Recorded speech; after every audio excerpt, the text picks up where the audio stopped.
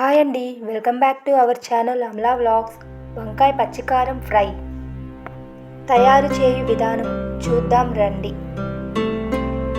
కావలసిన పదార్థాలు: 250 గ్రాములు వంకాయలు తీసుకొని తగినన్ని పచ్చిమిర్చి, వెల్లుల్లి, జీలకర్ర, కొద్దిగా అల్లం బాగా దంచి పక్కన పెట్టుకోవాలి.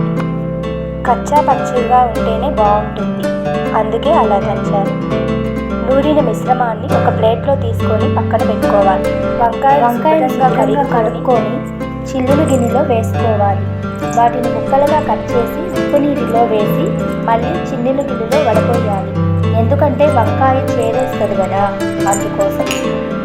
తరువాత తాలింపు పెట్టి వేయించేసి తాలింపులో ఒక ఉల్లిపాయ కూడా వేయాలి. మగ్గిపోయింది.